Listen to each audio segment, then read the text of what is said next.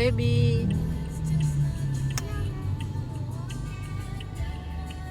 What are you doing? Aba, nagko-cutex. Aga mag-cutex ah. Aga mo mag-cutex. Hindi ka pa nagsuklay, nagko-cutex ka na. Mas maghas.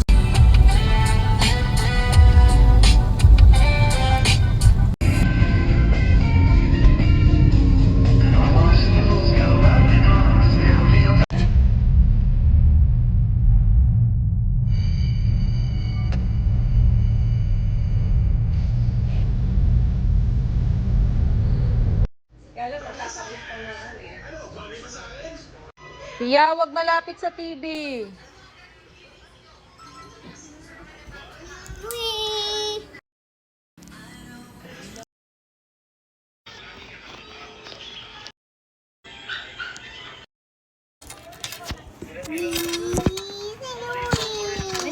May TV naman? Di ma-video yan. Binibili. Ika. Haba toy. Opo, okay siya. Happy.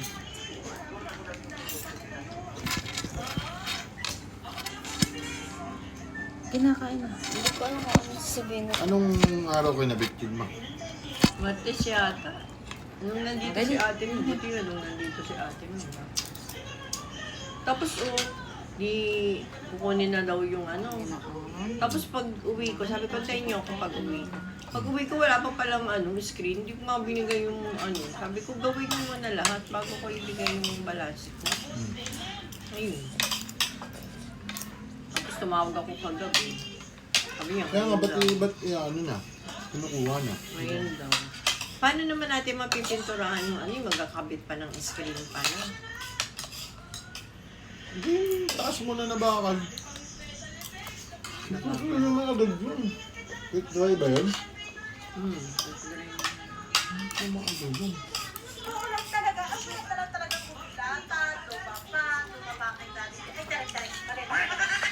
Eh, tignan natin kung susuwayin niya si ano.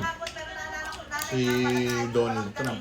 Kaya gustong buwagin ni Donald Trump yung ICC. Oo nga. Kunyari, kaano rin yan ni Marcos eh. Ha? Kaya hindi mo... Anong kaano?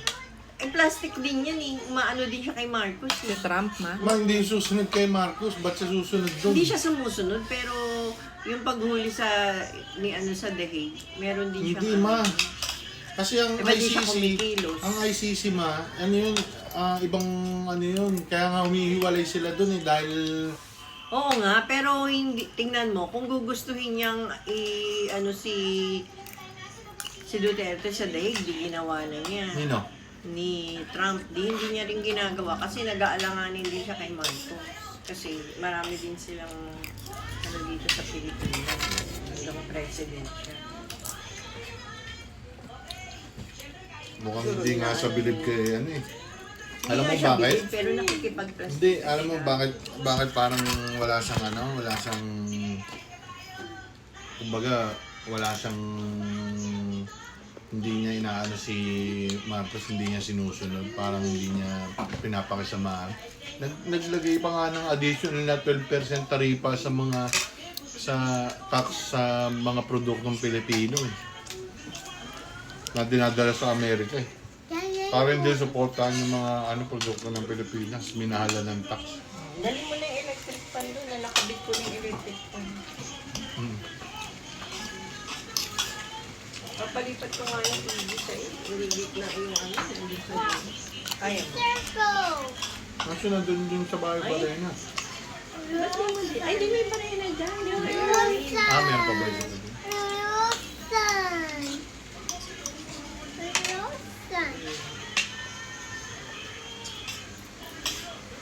Napong ko na ito ha.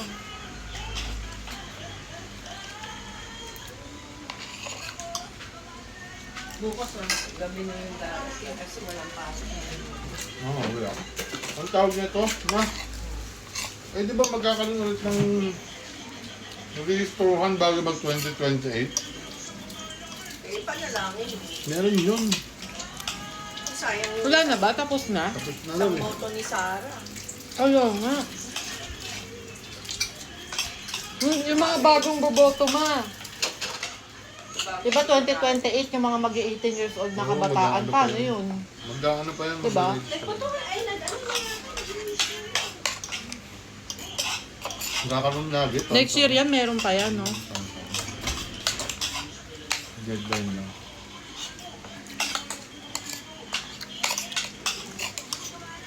Sayang ang boto natin, no?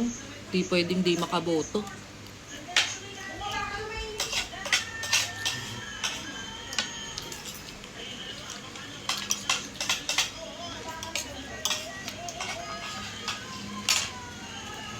Boboto yung mga ano.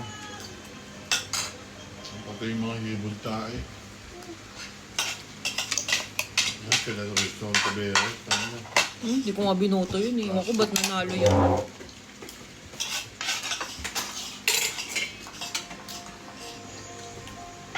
Mga hibog tae. Parang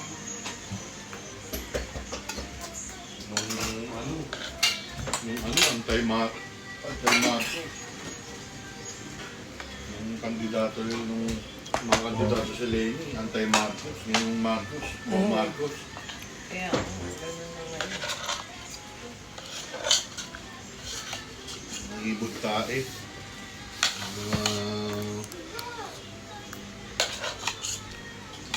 Nasusuhula naman pala. Bigyan ng maleta yun. Si Lenny, mayor sa ngayon na ba ng Nadar?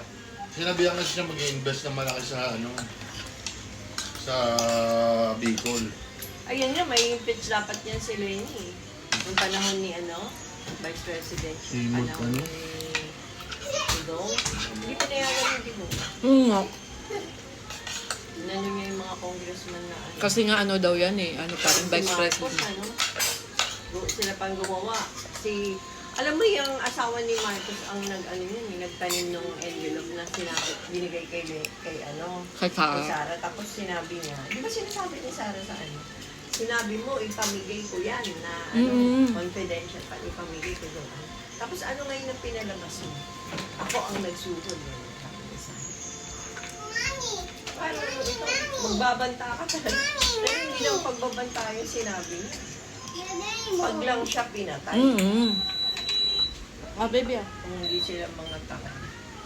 Tapos, inanuhan mo, wala naman palang ano, mapakitang ebidensya. Tanga-tanga yun. Sabi nung ano, sabi nung taga NBI, Diba? ano daw, hindi na daw mahalaga kung sino yun Oo, tong, hearsay lang yung sinasabi niya. Kaya nga, inano siya nung abogadong bata eh. No, nangyari siya, natameme siya ma, di ba lunuklaway na lang siya. Papawisan siya eh. Eh paano, si Marcos ang naglagay sa kanya doon sa NBI.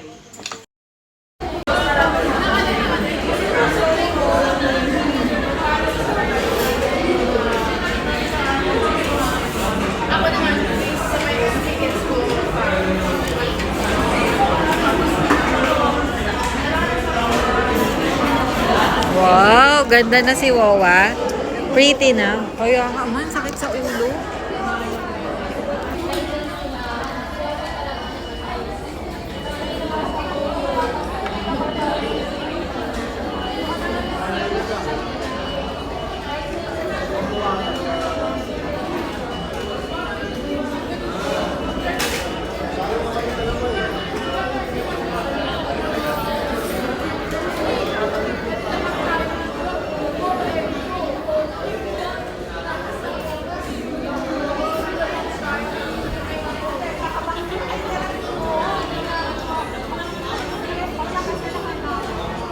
Wow, ganda naman yan si Mame.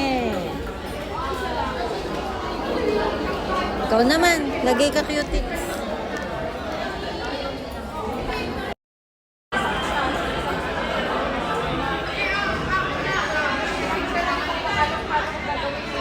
Wow, galing mag-cutics ah. Serious ah. Ubus yan?